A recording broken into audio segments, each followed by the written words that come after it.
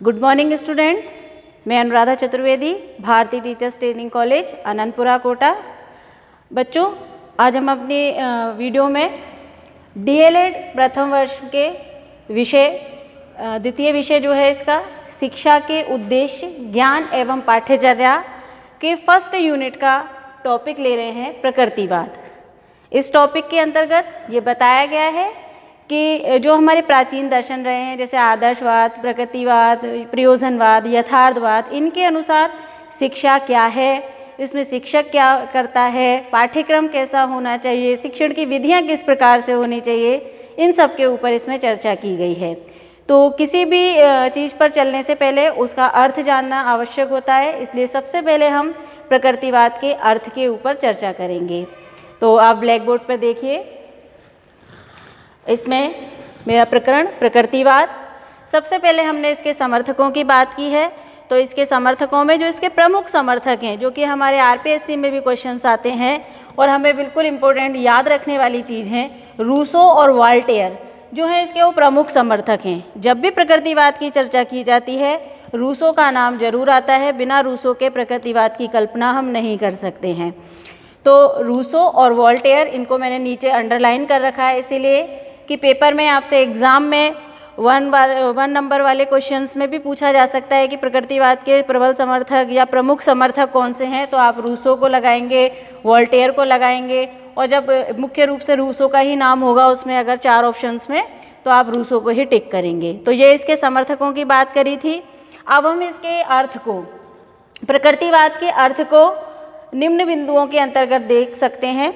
ये आपके सरलीकरण के लिए, जिससे आप इसको आसानी से समझ सकें, इसको मैंने बिंदुवार कर दिया है। तो सबसे पहले हम चर्चा करते हैं इसकी प्रथम लाइन को। आप देखिए, प्रकृति को पूर्ण वास्तविकता माना है। मतलब इसके प्रकृतिवाद के जो समर्थक हैं वो कहते हैं कि प्रकृति जो है वो ही पूर्ण वास्तविकता है, इससे आदि और अंत कुछ भी नहीं है। जो कुछ भी है इस प्रकृति में ही है। ये भौतिकवादी दर्शन है एक, ये पदार्थवाद को नहीं मानता है ना, ये प्रकृति को ही सर्वोपरि मानता है। ये मानता है कि ईश्वर जैसी कोई चीज़ नहीं है, आत्मा जैसी कोई चीज़ नहीं है। इनके निम्न बिंदुओं को जब हम पढ़ेंगे तो उसमें देखेंगे ये प्रकृति को ही वास्तविकता मानता है कि जो कुछ हमें दिखाई दे रहा है, जो कुछ भी हम देख रहे हैं, जो कुछ भी घटनाएं घटित हो रही हैं, इन सब के पीछे जो मुख्य कारण है वो प्रकृति ही मानी जाती है। दूसरे बिंदु में मैंने यहाँ पे लिखा है कि प्रत्येक वस्तु प्रकृति से ही पैदा होती है और अंत में विलय भी उसी में हो जाता है। तो ये प्रकृतिवादी दर्शन है, प्रकृति को मुख्य रूप से रखा है इन्होंने, और ये इसका आदि और अंत दोनों ही प्रकृति को मान रहे हैं। तो ये समर्थक जो हैं इसके, ये इस बात को कह रहे हैं कि जो प्रकृति, जो प्रत्येक वस्तु है जो हमें इस धरती पर दिखाई दे रही है, इस ब्रह्मांड में दिखाई दे रही है, मनुष्य है, पेड़ पौधे हैं, जीव जंतु है, जो कुछ भी हमें दिखाई दे रहा है उनका सबका जो प्रारंभ है, जो पैदा हुए हैं वो सब प्रकृति में पैदा हुए हैं और अंत में उनको विलय भी उसी प्रकृति में होना है। अगले बिंदु की तरफ चलते हैं। इस दर्शन के अनुयायी ईश्वर की सत्ता और आत्मा की अमरता आदि पर विश्वास नहीं करते हैं। उनका ये मानना है कि ईश्वर नाम की कोई चीज़ है ही नहीं, आत्मा नाम का कुछ है ही नहीं, ये अमर, इसको हम कैसे मान सकते हैं, क्योंकि जो भी घटनाएं चल रही हैं वो इस प्रकृति में हो रही है जिसको हम देख नहीं सकते हैं। तो ये ईश्वर की सत्ता में विश्वास नहीं करते हैं, ये आत्मा में विश्वास नहीं करते हैं, ये जो वर्तमान में जो प्रकृति में दिखाई दे रहा है उसके ऊपर विश्वास करते हैं। फिर इस दर्शन के अनुसार सभ्यता के विकास के कारण प्रकृति और मनुष्य का संबंध समाप्त हो गया है, जिसके परिणाम स्वरूप मनुष्य आज पीड़ित और दुखी है।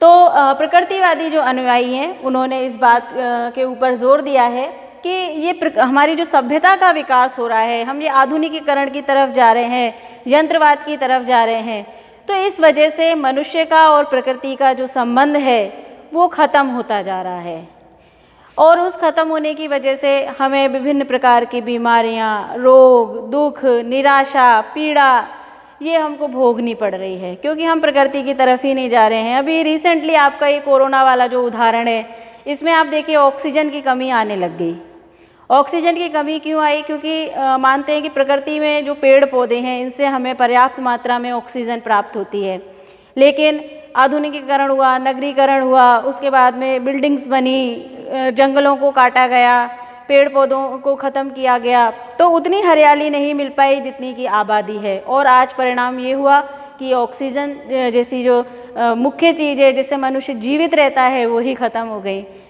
तो अगर हम पुराने बातों को देखें और जो इस समय विचारधाराएं आ रही हैं उनके अनुसार जो हमारे वृक्ष हैं, प्राकृतिक वृक्ष हैं, नीम है, पीपल हैं, बरगद हैं, इस तरीके के जो आदि वृक्ष हैं इनसे बहुत प्रचुर मात्रा में ऑक्सीजन हमें प्राप्त होती है। तो इन्होंने यही बात कही है इस दर्शन में कि प्रकृति का और मनुष्य का जो संबंध वो समाप्त हो गया है, क्षीण हो गया है, क्योंकि इसका मुख्य कारण ये है कि हम विकास के चक्कर में, आधुनिकता के चक्कर में, यंत्रीकरण के चक्कर में अपनी प्रकृति को नष्ट करते जा रहे हैं। आप इसका एक स्क्रीनशॉट ले लीजिए, उसके बाद हम अगले बिंदु पर बात करेंगे। रोक देना। अभी हमने बात करी थी प्रकृतिवाद के अर्थ की। समर्थक इसके सामने लिखे हुए हैं बोर्ड पर, रूसो और वोल्टेयर की। इसको अर्थ को पढ़ा। अब हम प्रकृतिवाद की परिभाषाओं के ऊपर चर्चा करते हैं। बहुत सारे शिक्षा शास्त्री हुए हैं जिन्होंने अपने अपने शब्दों में प्रकृतिवाद की परिभाषा दी है, उसके अर्थ को समझाने का प्रयास किया है। लेकिन आपके लिए दो परिभाषाएं जो बिल्कुल सरल शब्दों में हैं, आसानी से समझ में आएंगे, पेपर के दृष्टिकोण से अच्छी हैं। तो पहली परिभाषा है, प्रकृतिवाद वह तत्व मीमांसा है जो प्रकृति को पूर्ण वास्तविकता मानती है, वह प्रकृति या इस लोक से परे कुछ भी स्वीकार नहीं करती है। ये परिभाषा दी है हॉकिंग ने। या उन्होंने कहा है कि प्रकृति जो है, प्रकृतिवाद जो है वो प्रकृति को ही पूर्ण वास्तविकता मानते हैं, जो कि इसके अर्थ में भी हमने समझा था कि इनकी जो सत्ता है वो प्रकृति है, प्रकृति में ही विश्वास करते हैं। आदि अंत मध्य सब प्रकृति है, जो कुछ हो रहा है उसका कारण प्रकृति है, जो कुछ नष्ट हो रहा है उसके पीछे भी प्रकृति है। तो इस तरीके से इनने इसकी परिभाषा स्पष्ट करी कि प्रकृति जो है वो पूर्ण वास्तविकता है और प्रकृति यानी कि इस लोक से परे कुछ भी स्वीकार नहीं करते कि ये लोक के परलोक की बात करें, ब्रह्मा की बात करें, और बाकी आत्मा की बात करें, ईश्वर की बात करें, ये किसी भी चीज़ को स्वीकार नहीं करते प्रकृतिवादी। ये प्रकृति को ही स्वीकार करते हैं। ये कहते हैं इससे परे और कुछ भी नहीं है, यही भौतिक सत्य है, यही ब्रह्मा है, यही विष्णु है, यही महेश है, जो कुछ है वो इसी के द्वारा है, यही बनेगा, यही आदमी खाएगा पिएगा और इसी में इसका विलय हो जाएगा। ये डेफिनेशन हॉकिंग की थी। उसके बाद दूसरी जो परिभाषा है वो दी वार्ड ने, प्रोफेसर वार्ड ने। इनने कहा प्रकृतिवाद का यह सिद्धांत है कि जो कि प्रकृति को ईश्वर से पृथक करता है, आत्मा को जड़ता के अधीन करता है और अपरिवर्तनशील नियमों को सर्वोच्च मानता है। मतलब वही बात आ गई कि प्रकृति को जो है वो ईश्वर से पृथक करता है, किसी भी कार्य के पीछे ईश्वर नाम के किसी भी शब्द को नहीं जोड़ता, वो प्रकृति को जोड़ते हैं और आत्मा को जड़ता के अधीन मानते हैं। मतलब आत्मा जैसा कोई तत्व ने स्वीकार नहीं किया है, जो है वो उसकी जड़ता है। उसके बाद में उन्होंने कहा कि अपरिवर्तनशील नियम जो हैं वो सर्वोच्च हैं। मतलब आप नियमों को बदलिए मत, उनको अपरिवर्तनशील रखिए, अर्थात जिस रूप में आपको जो भी चीज़ प्राप्त हुई है आप उसको वैसा ही स्वीकार कीजिए। अगर आप उसको बदलने का प्रयास करते हैं तो निश्चित ही संकट में आप आ जाएंगे, कष्ट होगा, पीड़ा होगी और दुख होंगे। इस प्रकार से जो शिक्षाविद थे उन्होंने प्रकृतिवाद की डेफिनेशन को समझाया है, बताने का प्रयास किया है। ये दोनों परिभाषा आप इसका एक स्क्रीनशॉट ले लीजिएगा, फिर हम इसके बाद में दूसरे बिंदु पर चर्चा करते हैं।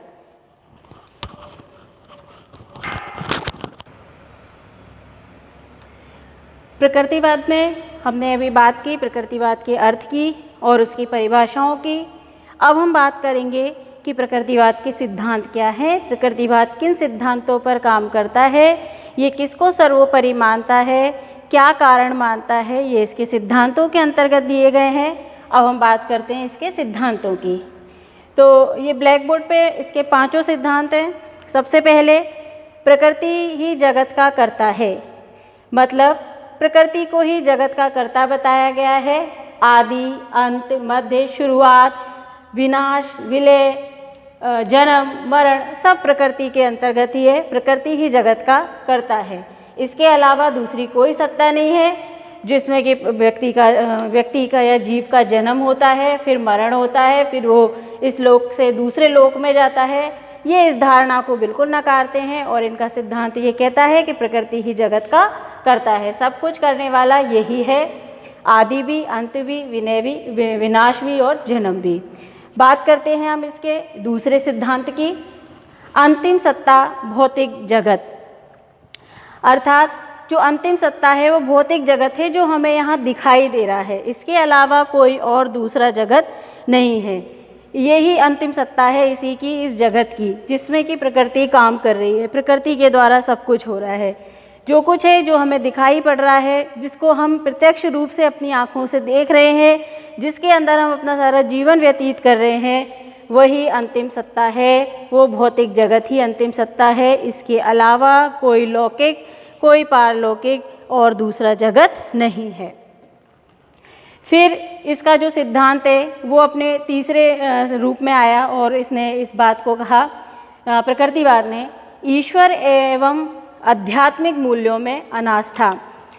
प्रकृतिवाद के सिद्धांत के अनुसार ईश्वर नामक कोई जीव नहीं है या इसकी कोई सत्ता नहीं है। इसके सिद्धांत परिभाषाओं में, इसके अर्थ में हमने इस बात को देखा था कि ईश्वर जैसा कुछ भी नहीं है, उसका स्वरूप को जो है ये इनकार करता है, ये मना करता है कि ईश्वर नामक कुछ भी नहीं है, जो कुछ है ये प्रकृति है। उसके साथ साथ आध्यात्मिक मूल्यों में भी इसकी अनास्था है।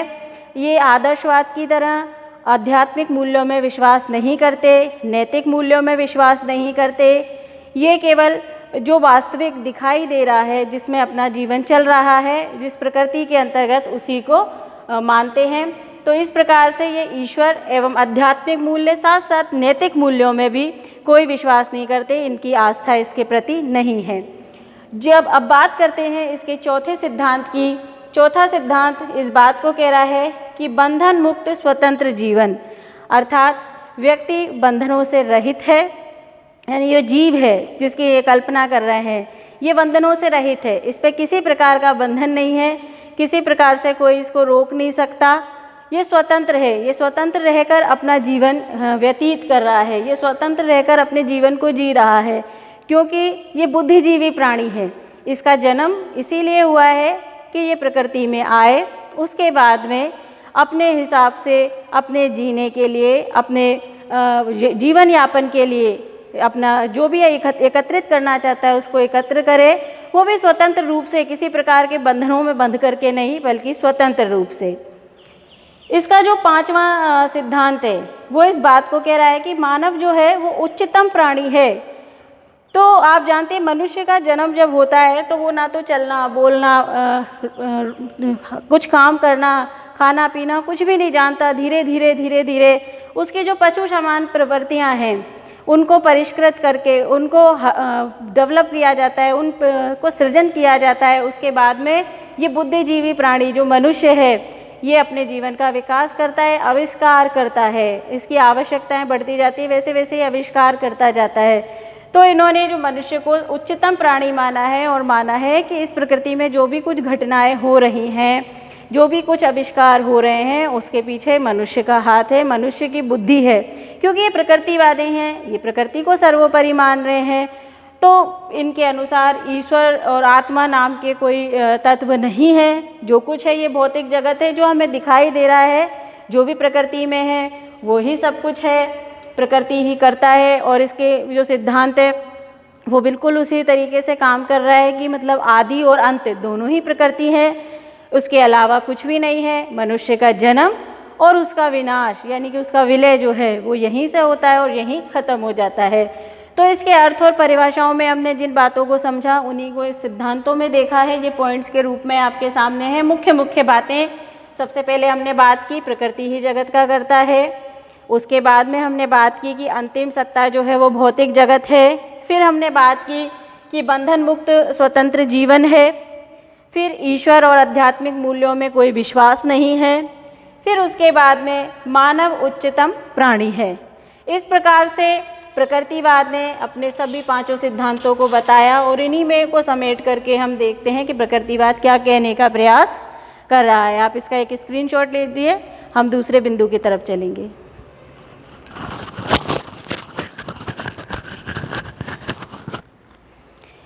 तो विद्यार्थियों, आज हमने प्रकृतिवाद अपना पेपर जो है वो शिक्षा के उद्देश्य, ज्ञान एवं पाठ्यचर्या में यूनिट 1 के टॉपिक प्रकृतिवाद में उसका अर्थ, परिभाषा और सिद्धांतों के बारे में बात की। अब हमारा जो नेक्स्ट वीडियो जो हम डाउन करेंगे, अपलोड करेंगे, उसमें हम कि प्रकृतिवाद में शिक्षा क्या होती है, शिक्षक कैसा होना चाहिए, विद्यार्थी कैसा होना चाहिए, पाठ्यक्रम क्या कहता है, शिक्षा के क्या उद्देश्य होने चाहिए, क्या विशेषताएं होनी चाहिए, उन बिंदुओं पर बात करेंगे। धन्यवाद।